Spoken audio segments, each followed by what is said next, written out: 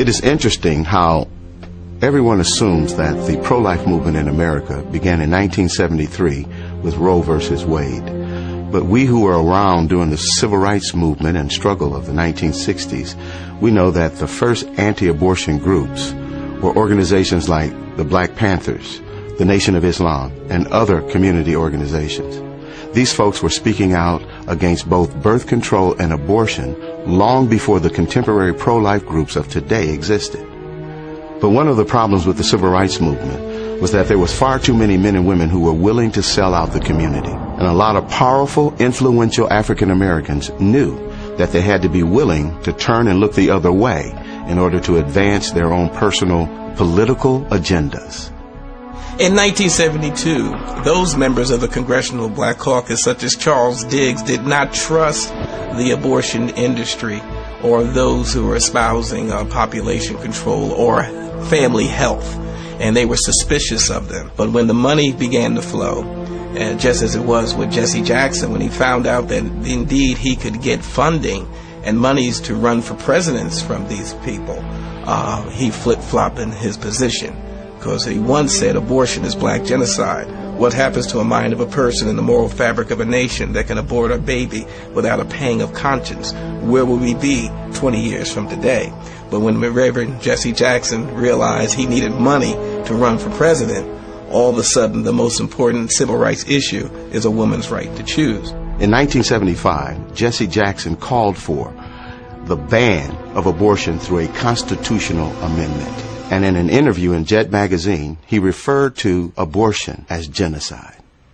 But Jesse Jackson, on the other hand, wanted to become president. And the Democratic Party at that time had sold out completely to Planned Parenthood and the eugenics crowd. And Jesse Jackson went along to get along.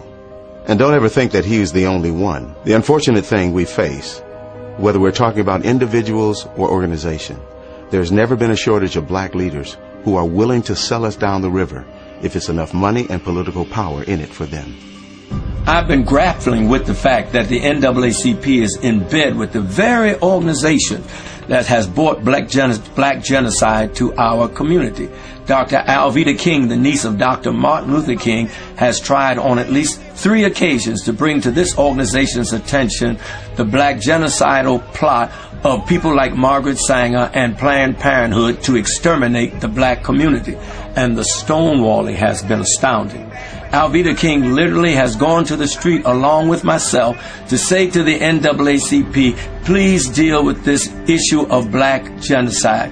The NAACP has responded by hiding and trying to prevent their convention goers to hear about black genocide. They've even gone to the extent of using buses to block our demonstration about black genocide in front of Cobo Hall where their convention was going on. They have literally put black paper across their windows so that the convention goers at the NAACP convention could not see the demonstration going outside that included Alveda King. There is definitely a conspiratorial plot being hatched and has been hatched by the NAACP to keep from their people the fact that they are co-conspirators in the genocide of their own people. When you look at the number of African Americans who betrayed us over the years, it's not always clear whether they are uninformed or just out-and-out traitors. When we see pro-choice politicians defending abortion on television, do they really understand the implications of abortion and that it is certainly used for black genocide? Reverend Benjamin Hooks, one of the former presidents of the NAACP, once personally told me that the NAACP would not bring this subject to the floor because they believed it would tear up the NAACP. Even the media has conspired with the NAACP to keep this issue from the attention of the black community and the public at large.